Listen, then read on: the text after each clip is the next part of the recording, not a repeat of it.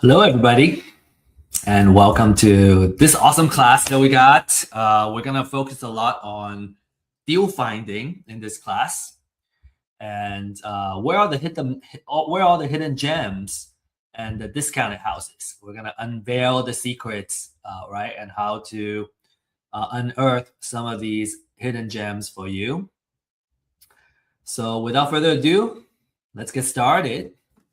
And I want to also take this opportunity to congratulate you for joining us and learn, how you can control your financial future by finding the right deals in real estate investments. In business, we always talk about the different kind of arbitrage, right? Arbitrage means seeing the difference between something and then take advantage of that gap. For example, an example would be, say, I'm buying low, selling high, right? And when I can make money on that gap, that's an arbitrage in the price arbitrage. When it comes to information, there's also information arbitrage, right? By learning and understanding how we can find deals and make the deals happen. We now have a lot more information than those who have not obtained this information, and we can create a lot of value, right? We can make money, profit. We can create something awesome out of this. So that's what our focus is today, is by taking advantage of this information arbitrage and beat our competition and also win some deals. Okay. I think by now, we're all here because we know real estate investment is a very lucrative business. You probably personally know somebody who has invested in real estate in the past years and made a lot of big profits or built a substantial wealth. I personally have met somebody that has acquired close to 100 single-family house portfolio, and she bought it before the COVID era, and now that it's after the COVID, we have seen a huge equity increase in terms of real estate properties, and so because of that, a lot of wealth was built just by holding these cash flowing assets, and we also want to be that. We also want to do the same. So this is a class where we can learn how we can do this. So in just the last 30 days, right? Discounted houses comes from distressed distressed sellers, basically. In the last 30 days, we found over 14,000 of these distressed houses. 49,000 of those are pre-foreclosures. So some of the discounted houses, will come from pre-foreclosures. Actually, quite a lot of the majority of them. This is a gold mine, and we have a class called pre-foreclosure gold mine that you can learn about how to work these leads, right? How you can make a deal and get these deals in the contract and all that using pre-foreclosure leads. So a couple of success stories I want to show you. 64,500 profit on one deal, $85,610 profit in another, and then this one, 88,800 profit. I want to give a caveat here. These are kind of selected success stories, right? Not every deal is gonna be so lucrative, but there is opportunity where you can do that. So the natural question is, how do we find these deals and how do we make money? And in this class, we're gonna be going over how you can do that, how you can find great investment deals through distressed houses. So from a core standpoint, right, if you're a new investor looking for information and knowledge, how you can get started, this is the place to go.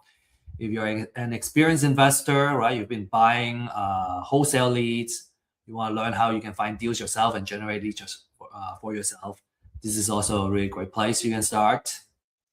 from an exit strategy standpoint, right? Wholesale, fix and flip, buy and hold. And, I always find that being able to turn off distractions and notification really helps me focus. We are in this age of information and attention deficit and information deluge. There's so many things that are fighting for our attention that we're not present most of the time. And I think for an important class like this, with the information that we're going to be sharing, it's very important to reduce all those, right? Remove all those distractions so we can get the most out of it. And you can use the chat to introduce yourself, right? Connect with other folks that are attending this class, and really get the most out of your time here. And attend our other classes too. We have a series of these type of classes geared towards how to get started in real estate investment, how to find deals, and a lot of the step-by-step process of what needs to be done, along with a weekly live stream that we do. And I will share more information about the live stream towards the end of this talk. So don't miss out on those, right? Join the discussion, right?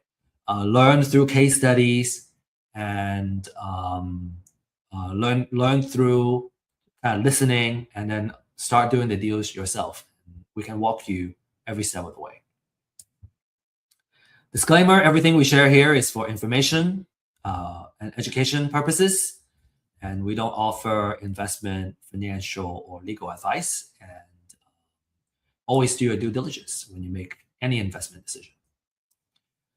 Some background story about myself. Over the years, I have kind of acquired some skill sets, through just, I guess, being in business. And I think what applies here would be data management,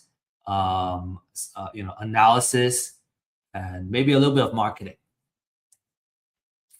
My background is in more technical science and engineering. I was always interested in the passive income power of real estate. Through kind of the COVID time, I really experienced, what it's like to hold cash flowing real estate assets and just see the value of the asset go up. And so, a lot of the wealth got built that way, and it will continue to be built that way. So how do we hold more of these type of assets, and kind of ride the wave, so to speak? It can be very powerful. And the struggle, I think, and I think we see that too, is that number one, it's hard to find the information we need. Number two, it's hard to find good technology, apps, and all that to get started. And then it's hard to find folks that we can ask questions to, and mentors that we can go to whenever we have questions. And I personally had so many questions every single step of the way. Whatever the next step is, I had so many questions. I had to ask. I needed to find someone who can answer all those questions. And so just want to stress the importance of having mentors and coaches and people who can answer these questions, or someone who's in the same journey, and being able to help. And that's what Real Estate IQ is all about. We establish Real Estate IQ to address these pain points, right? So we have weekly webinars and classes and live streams, talking about either a class that is fundamental for real estate investments, or if it's a live stream, we go over market updates, deals updates, right? Underwriting of certain deals and case studies and all that, so we can kind of learn through real cases.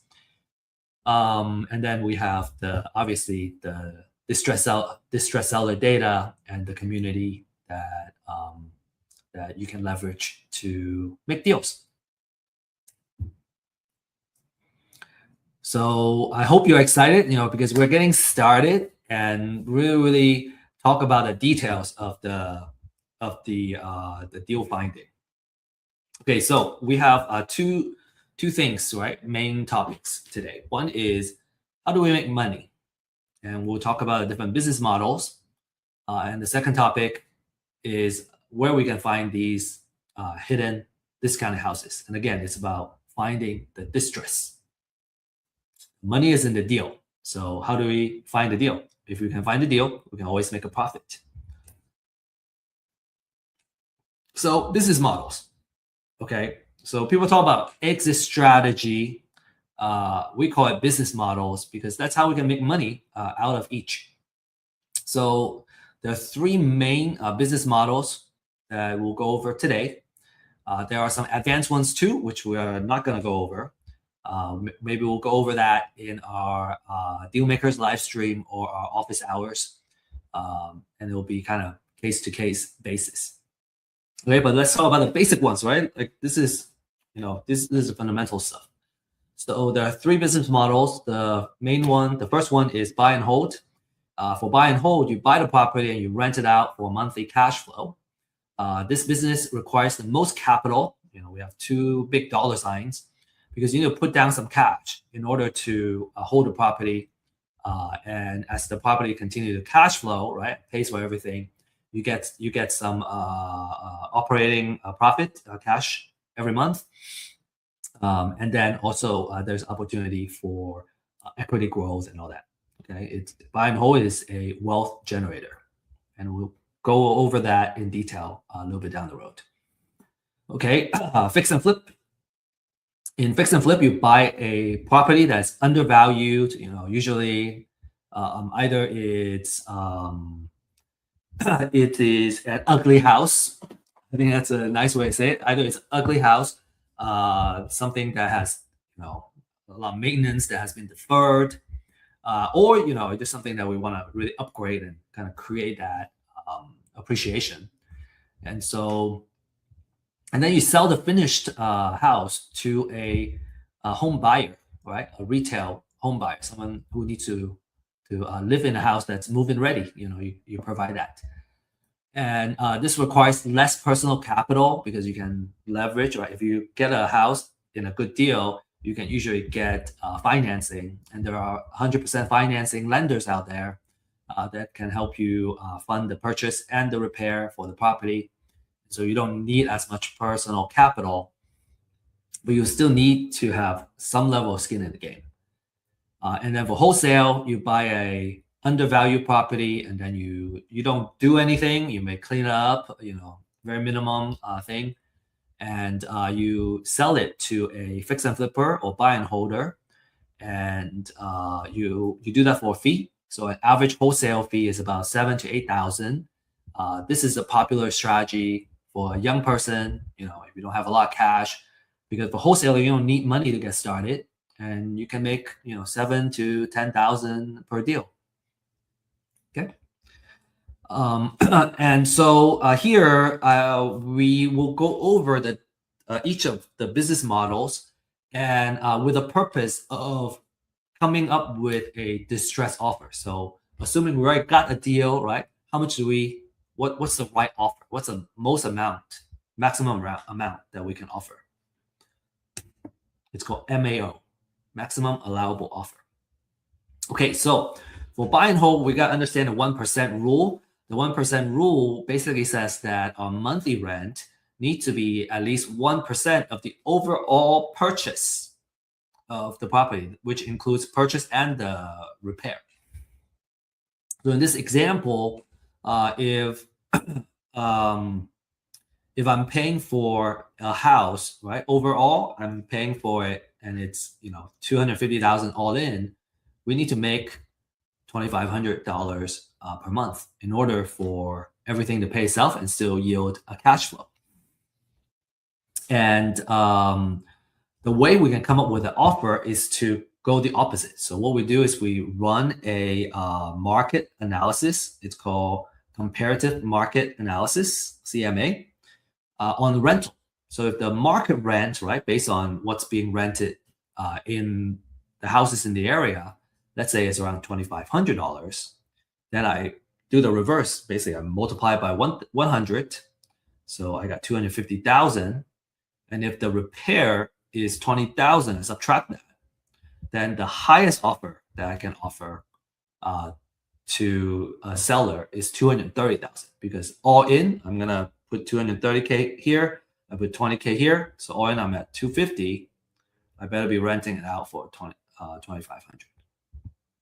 Okay, so this is a very idealized example, right? There's different fees and all that in closing, and that we are kind of ignoring, because when we follow this general rule of thumb, in general, all is kind of taken care of. So that 1% is very useful. We kind of ignore all the little fees and the noise, and kind of come up with a number that works for us. And if I want to have a little buffer, maybe I take another 5K out of this offer, 10K to kind of account for whatever fees I need to close.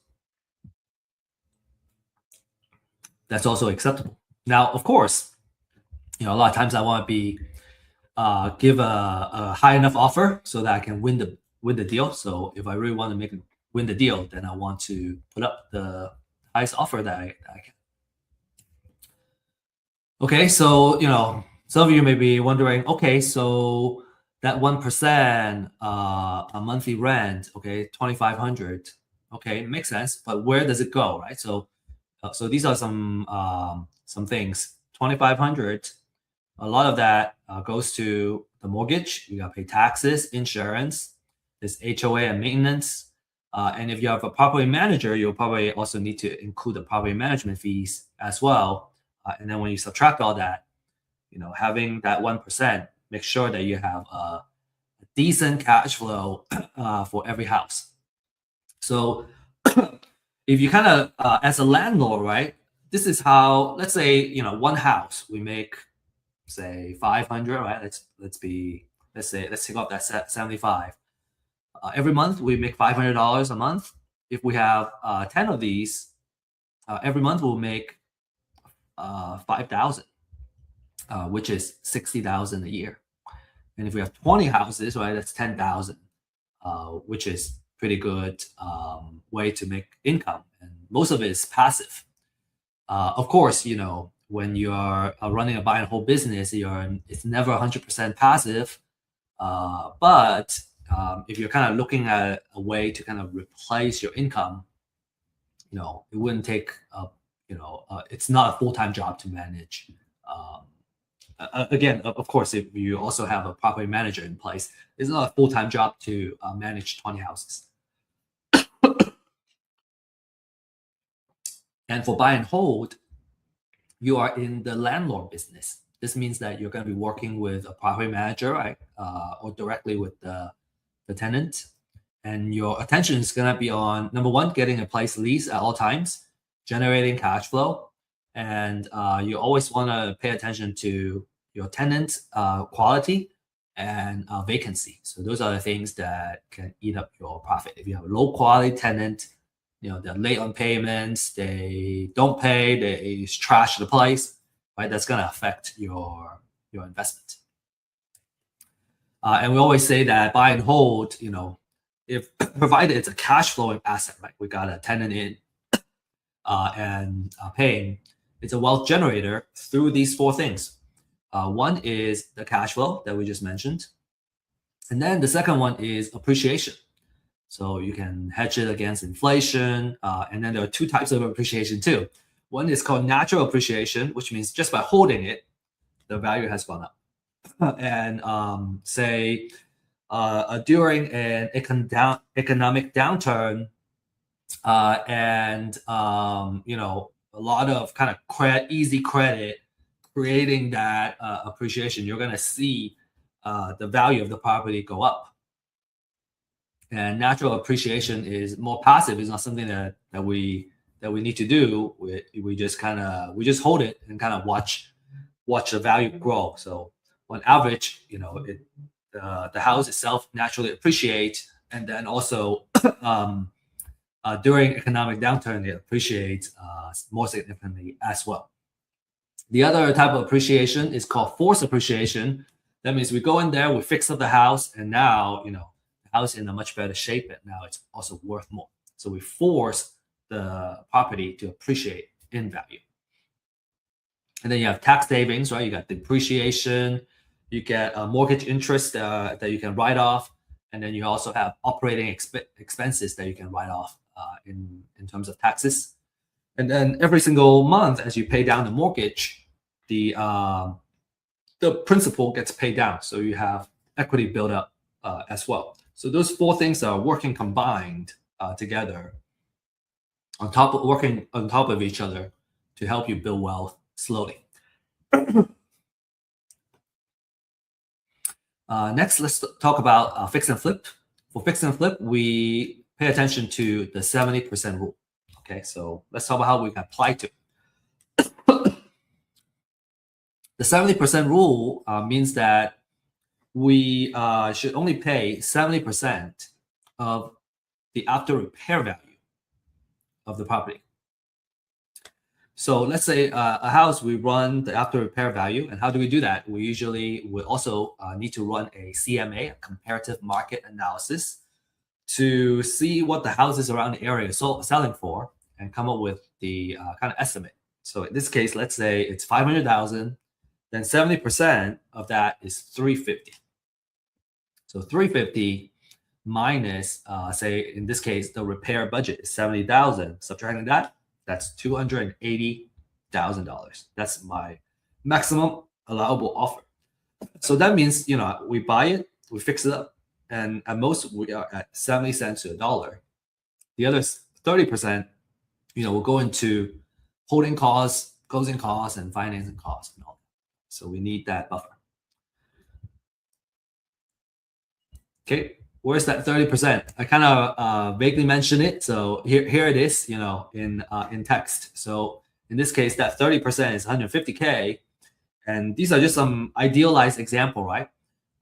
There's closing costs. When I acquire it, there's closing. When I sell it, there's also closing, okay? And then during the time of the rehab, I also have to be paying for holding costs and maintenance and all that.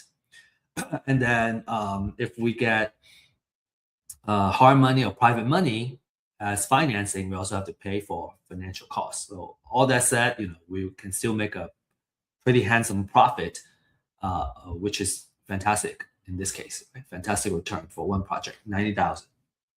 For fix and flip business, you're basically in the construction business, right?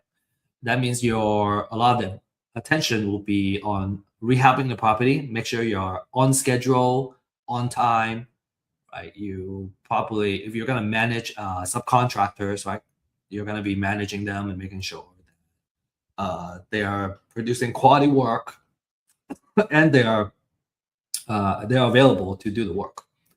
So what's going to eat up your profit? It's going to be project delays and overrun because that's going to cost you to say not being able to finish the project and let's say you got extend the loan. Well, you're going to have to pay more for the loan extension and everything for this hard money loan.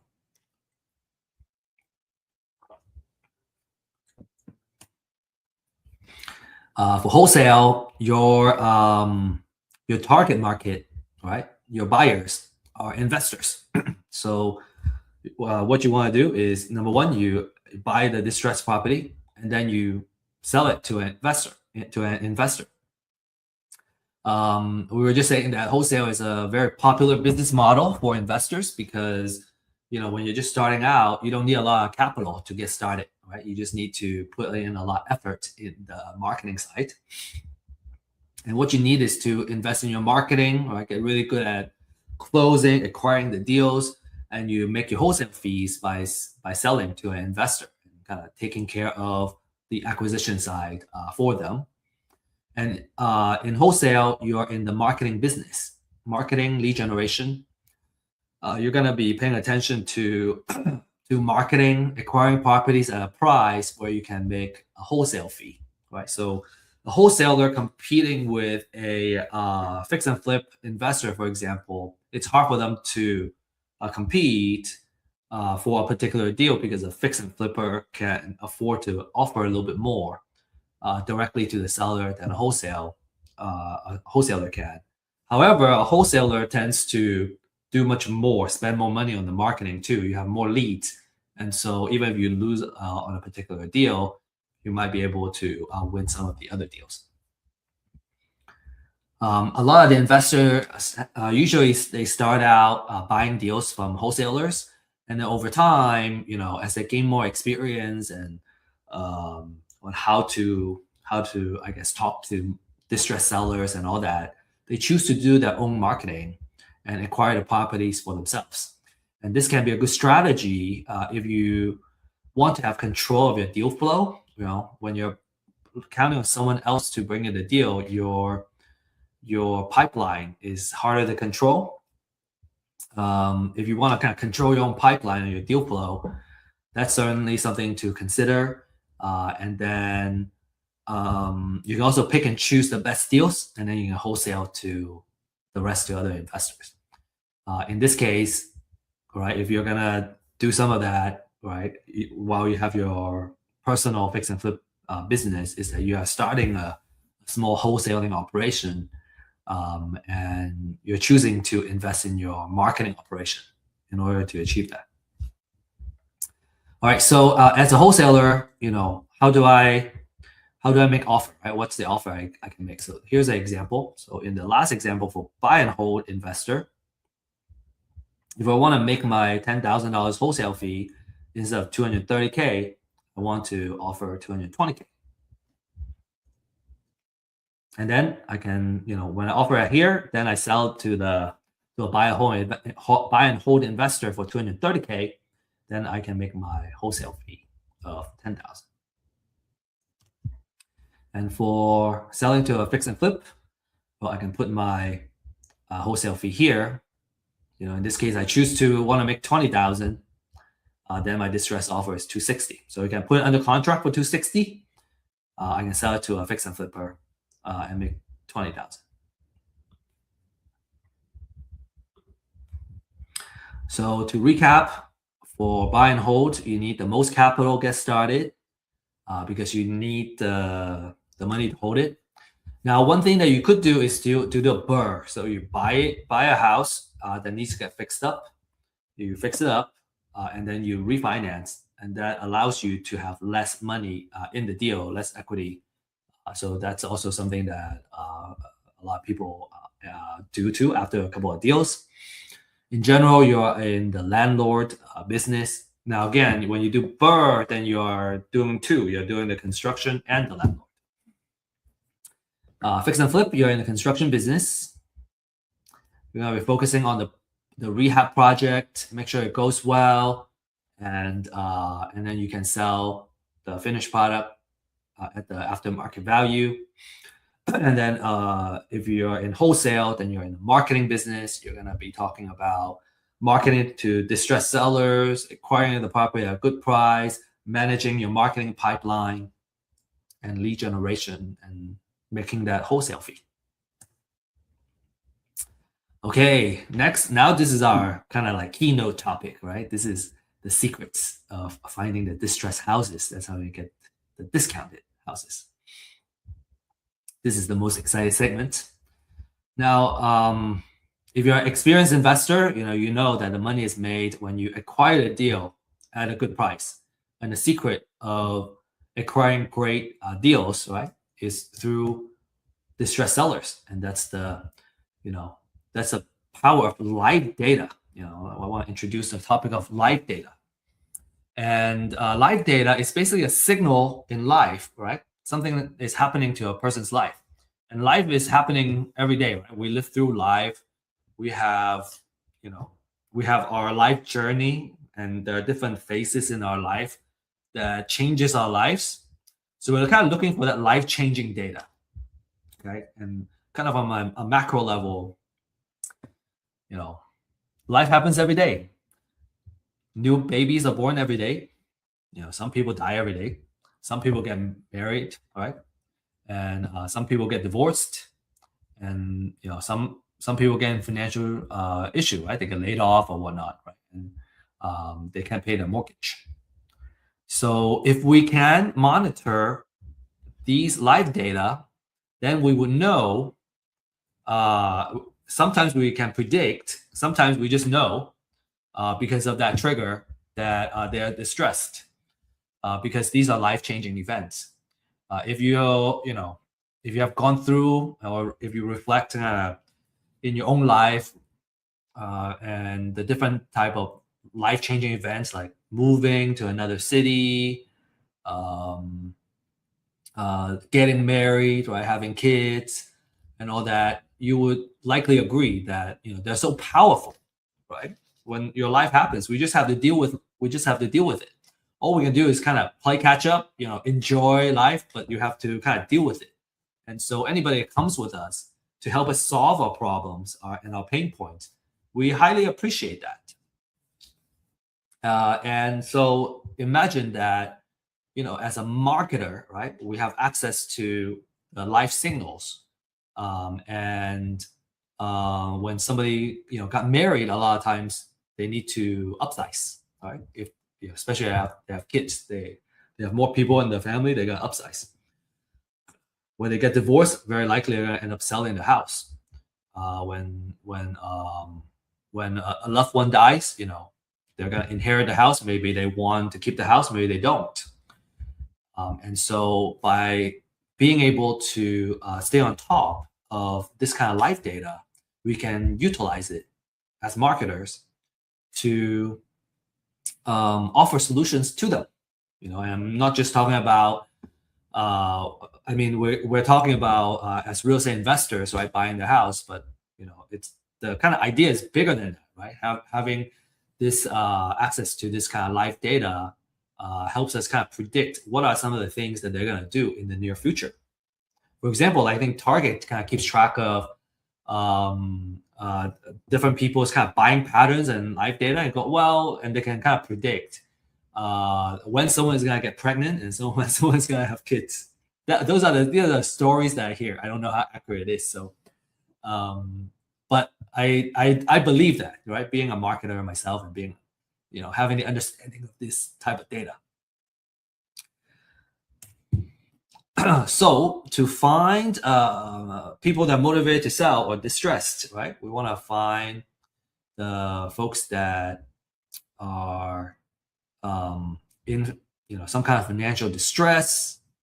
If you can get a hand on this kind of life data, then then we can help them out, and in a way, being able to buy the property at a distressed price, and still being able to help them, right?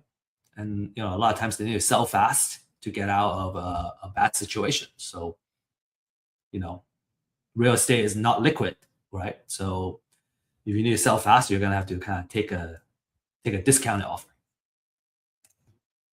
So let's talk about different types of distress, okay? And these are kind of the data that we can mine and we can focus on.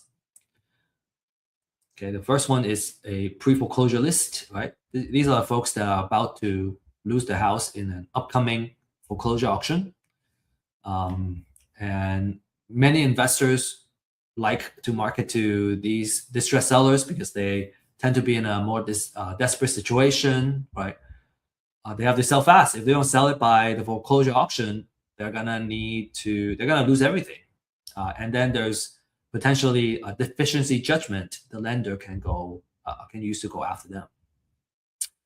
So for pre-foreclosures, you're reaching them before the houses hit the auction, and you can directly negotiate with the seller. From a pricing standpoint, they're pretty affordable, $200 to $300 a month, and you can get really, really awesome leads that are ready to close very quickly too. Okay, so one of the favorite lists out there.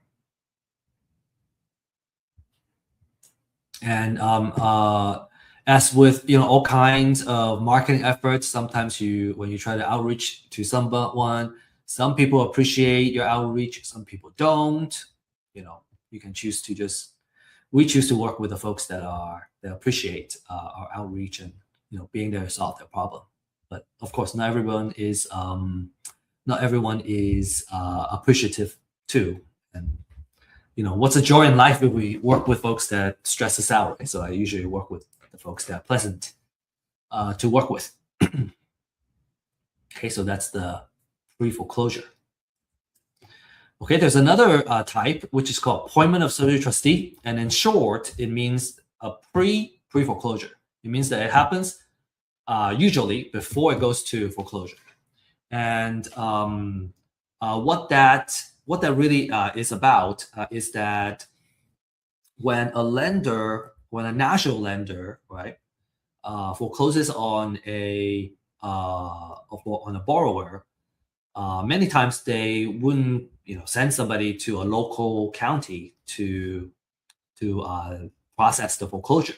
So what they do is they would appoint or assign a substitute trustee that are in that local county to do the foreclosure proceedings. And so when we see that, that's a signal that, okay, a notice of sale or the foreclosure, it's gonna go onto the pre-foreclosure list. But now you're able to kind of reach them a little bit sooner. In some cases, not all cases, you have more time to reach out to these distressed sellers. So we call it pre-foreclosure. It's also a very popular list amongst savvy investors because it gives you more time to kind of nurture and work with the motivated sellers. We have a class called pre-foreclosure goldmine. And again, we go deep into how to work these leads. So if you're interested, make sure you join that class, okay? Next, we have probate. This is another popular life signal for real estate investors. And what that means is, someone has passed away. He or she owned a real estate property. Not all heirs that inherit the property want to keep the house. Maybe they want to sell it to settle, some of the expenses and all that, right? Maybe there's some debt from the passing person that needs to get settled. The estate needs to sell, or maybe it's just you can keep them, but it's a headache to keep it to upkeep. Not everybody wants to be a landlord, and so upkeep and maintenance, right? Not everybody is interested in dealing with that. And experienced investors love probate because they're extremely lucrative, right? Typically, when a person dies, they have already paid off the property, or there's a big equity on those properties, and so you can offer a cash offer, and everybody can win. And because they're so lucrative, the leads are also very expensive. They're usually about $3 per lead. Okay, and then another major type is eviction, right? These are tire landlords. There are two types that you can take advantage of. One is a professional landlord. This is somebody who owns a portfolio of properties. They have been building it for years and holding it for years. They have kind of built a lot of wealth with it too, but now they're ready to just sell and retire.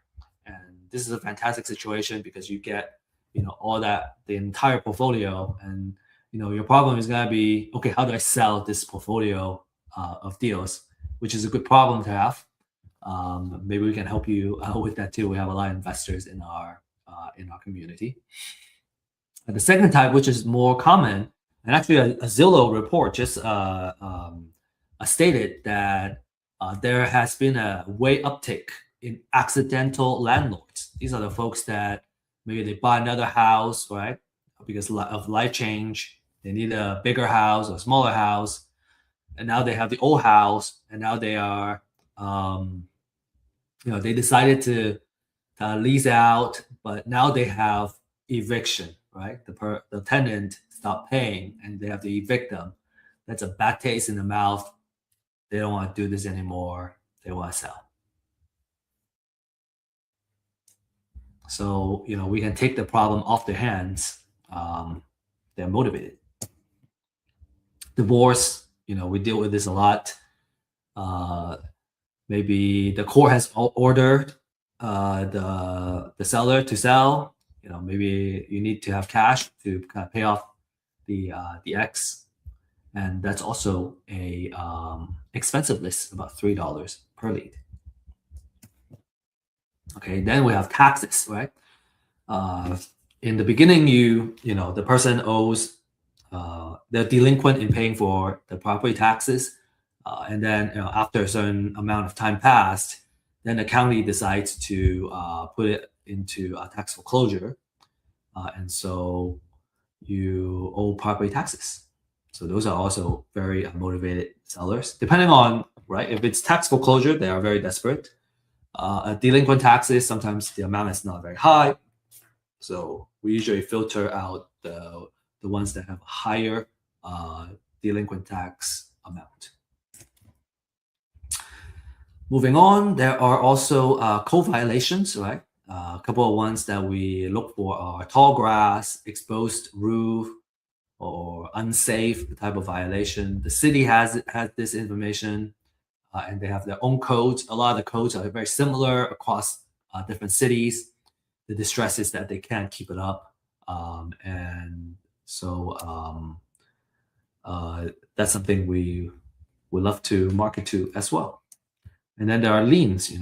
They owe money either to the IRS, Uncle Sam, or they owe a mechanic's lien, right? They owe a contractor, or there's a hospital lien, which means they owe the hospital some medical bills.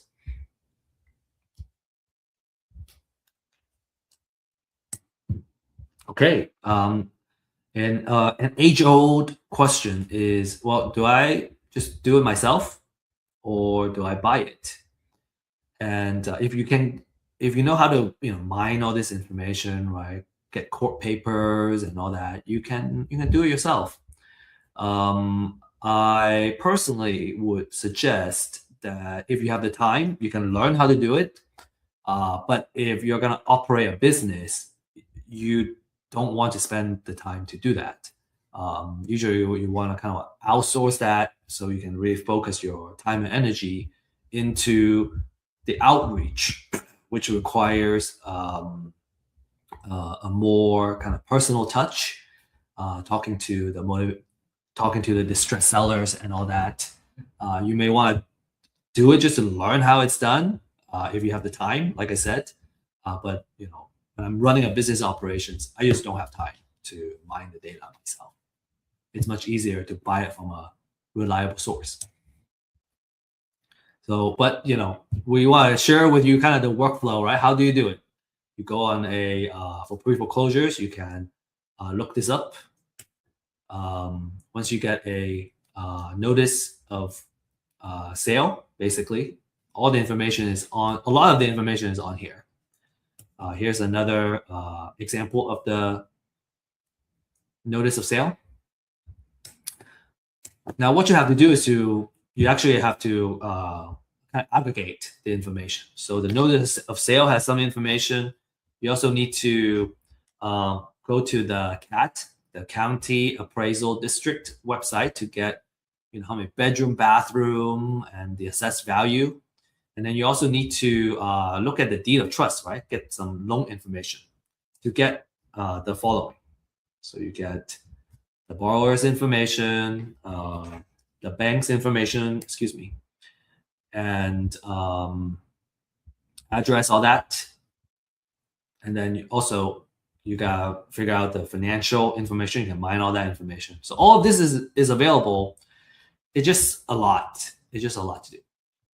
And so it's much easier to outsource it. It's kind of our conclusion.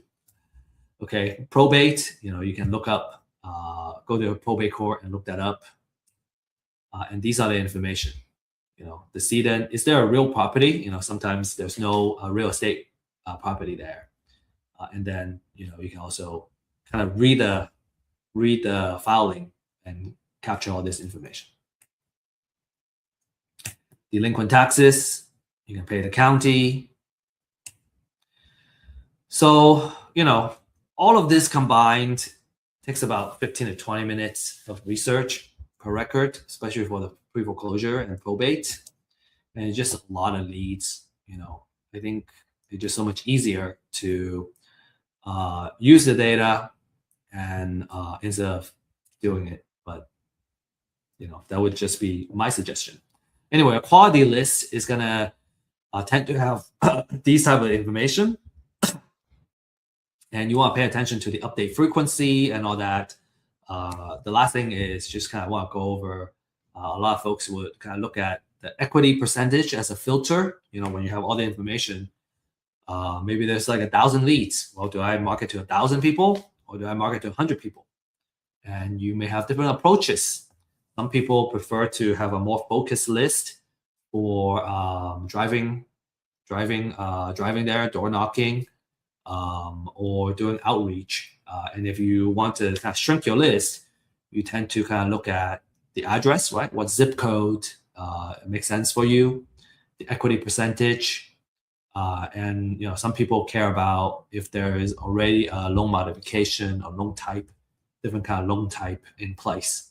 So you can kind of create, after you get this list, you can kind of filter it down to your own list, and then you can create a niche that you can dominate in because you specialize in that particular type of distressed sellers. So kind of already talked about that. The most important thing, I think, especially for quick foreclosure, is the freshness, right? The speed to the leads is very important. Okay, so we still have some time, so I want to use this time to share a case study with you. And this is a property that we acquired in Mart, Texas, which is about 20 minutes from Waco in Texas. And the owner owed about $3,500 in mortgage.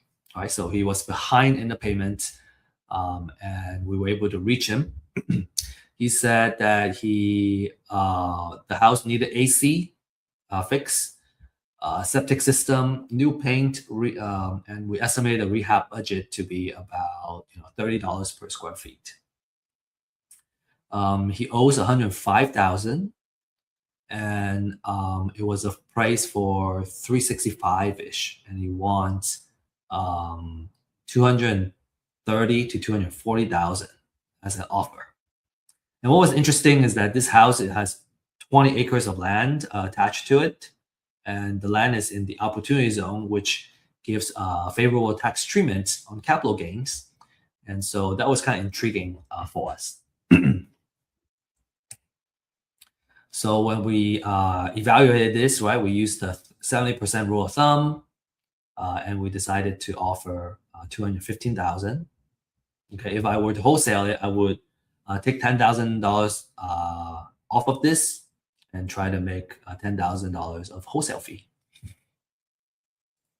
So these are some before photos, right? The gate going in, you gotta go in quite a bit, and then there's 20 acres of land, as you can see in here. This is what the kitchen looks like inside. There's a kind of big area. I don't know if I would call it an island, but this area is kind of dividing the kitchen from the rest of the living room. And then we have some photos of the bathrooms, bedrooms. Okay, and then we started, we acquired the property, and then we started improving it. So phase one is called a demo. So we rip everything off. You're gonna see a lot of activities and a big change, right? You're ripping off the carpet, you're ripping off everything. Okay, so that's what these looks like. And then phase two, started working on the outside, and the inside already got ripped off. Everything got ripped out, and we painted the interior. First coat or first two coats of paint. And then in here, you can kind of see like there was a addition that the original owner added here, but it was very low ceiling. It wasn't built to code. And at first we thought, okay, maybe we can use the additional square footage, but it turned out to be too expensive to bring it back up to code. So the decision after that was to remove it and change the entryway into a window. So that's what we're seeing here. And then, in the middle of the kind of bathroom. Okay, this is during. So here, the addition got removed out here, and we added a window. And you can see the gate has been painted. So now it's looking nice and pretty. Things are starting to come together in phase 2. We decided to rebuild the kitchen cabinet, and that increased our rehab cost. But we thought that that makes sense because of the quality of the rehab that we're going to be the price point we're going to be selling it at. Needs to have a nicer kitchen cabinet. Okay, this is the bathroom, kind of almost done. Bedrooms, and then here, this is phase 3. We're almost done here.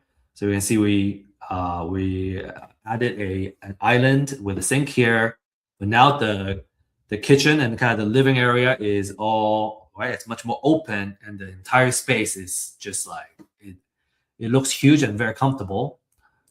You can see the kitchen cabinets. Okay, and here we got countertop installed now.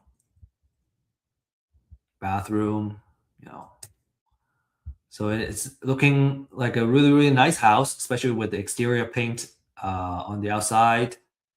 The kitchen is also looking great. And then here you can see we added some shelves in the kitchen. So, this photo is almost done. A really nice butcher block countertop. These are some photos of the bathroom, also looking really great. So all in all, financial wise, we leverage hard money and private money to acquire the property. And kind of next step is either sell it at 500K or refi. And I think kind of now what we're looking at is what if we sell the house with 3-4 acres of land, and then we keep the rest of the acreage, and because of the opportunities zone, and do more out of it. Okay, so I hope that's an exciting case study here for you. Just kind of the whole way, right? Not just how to find deals, but what we decided to do. Always find these kind of transformation really, really interesting. So I hope you enjoyed it too. So to recap, we talk about how you can make money in each of the main business models, right? Buy and hold, fix and flip, wholesale. The different types of distressed sellers that you can reach out to and where to find them. We also went through a case study of like kind of how exactly we found that distressed seller, the type of distressed seller it was, and then acquiring the house and actually, improving on the house. So, by now you're probably asking, okay, how do I get started? Okay, if I want to kind of start going, well, this is what you should do. Number one is you need to get a pre-foreclosure list. The more research, the better. You can also ask for other type of lists, but we recommend the pre-foreclosure because, there are so many foreclosures that are happening. We're seeing a trend of more foreclosures happening as well nationally. So you can get first-hand data, right? Freshest data available, and on the market, we're talking about $200-$300 easy on a monthly basis every metro, and we are offering this very disruptive pricing that's not gonna last for a very long time. And so you can scan this QR code to schedule a time and sign up for it. But the data is not enough. You kind of need someone who can walk you through what needs to be done. So you want to find a mentor, coach. We have a deal accelerator program. If you're interested in getting someone to hold you accountable and help you form the right habits, right, to really find success. And there are also other coaching programs that we will recommend as well. And then when it comes to houses that we're about to acquire and we need to do more due diligence, a title search may make sense. We also offer this title search as well. Between 40 to 75 per property, depending on how many properties you have. Okay, so a lot of successful clients, right? Jordan got 2 deals in his first month, and this is a really cool way to kind of demonstrate, right? The deals. First deal he made 55,000, second deal 5,000, but I would be happy with 5,000 on the deal too. Salvador made $30,000 in his first deal, and more are on the way. And Ismail has kind of created a machine on creating consistent transactions, and the last 10 transactions he made $80,000. So if you want to be one of them, you can again scan this QR code and ask for a consultation, and we'll show you what the data looks like. And then you should also attend our Deal Makers live stream, which is this QR code, where you can learn about the most recent deals that we've been working on. We have deals updates. We have the underwriting, right? Some leads that we've been working on, how we underwrite and how we decide to come up with the offer. There's also market updates, right? So you can stay on top of the current trends, and that may or may not affect the direction of your investments. And then we also share wealth building techniques, which is, I think, what we're here for. Is real estate investment is a vehicle for us to build wealth and creating that long-term security. So we like going over that. I talked about an office hours. So how do you access that? I don't have the QR code here, but what you can do is to scan in this QR code. It will take you to our website, and then you under event, you can you'll be able to find the link to not just this live stream, but also the office hours and our open house. So we got a slew of events that we have created and we're bringing to you on a weekly basis. So join the community and introduce yourself if you like, and come learn and come share also. Now, with that said, that's what I have prepared for you today. I hope you enjoyed the talk. I certainly really enjoyed being here, and thank you, and best of luck, and happy investing.